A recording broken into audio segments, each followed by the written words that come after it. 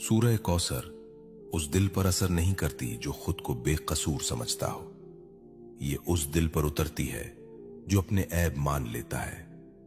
शेख अब्दुल कादिर जीलानी रहमतुल्लाह अलैह फरमाया करते थे, जो शख्स अपने नफ्स को मुजरिम ना समझे वो रब की रहमत का जायका नहीं चखता। ये बात सख्त लगती है लेकिन यही हकीकत है। हम रिस्क की कमी का शिकवा करते हैं लेकिन हराम से बचने की फिक्र नहीं करते। हम इज्जत मांगते हैं लेकिन तकब्बुर छोड़ने को तैयार नहीं होते।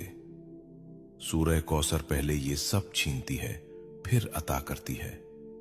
जब तुम ये सूरह पढ़ते हो और दिल में ये नियत करते हो कि या अल्लाह, जो तूने रोका वो भी मेरी भलाई के लिए था और जो तू देगा वो भी तेरे इल्म से होगा, तो समझ लो कि तुम कौसर के रास्ते पर आ गए।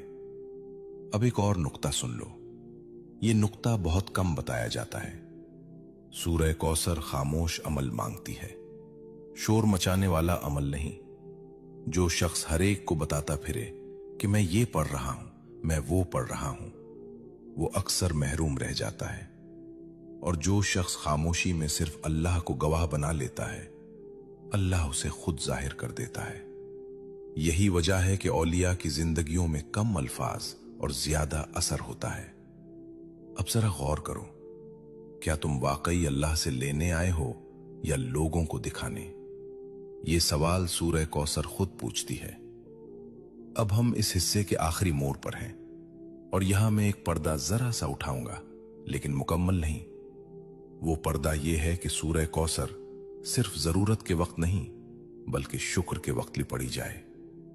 अक्सर लोग तंगी में पढ़ते हैं, वुसअत में छोड़ देते हैं और कौसर नाशुक्री वालों से खामोशी से रुखसत हो जाती है। जो वुसअत में भी सूरह कौसर को थामे रखे, अल्लाह उसकी तंगी कभी लंबी नहीं होने देता। अब आखिर में मैं तुम्हें एक राज छोड़कर जा रहा हूं, एक ऐसा राज जिसे अगर तुमने समझ लिया तो अगला हिस्सा तुम्हें हिला देगा। वो राज ये है, सूरह कौसर अल्फाज से नहीं हालत से काम करती है। और वो हालत कौन सी है, वो लम्हा कब आता है, वो वक्त कौन सा है, ये मैं अगले हिस्से में खोलूंगा।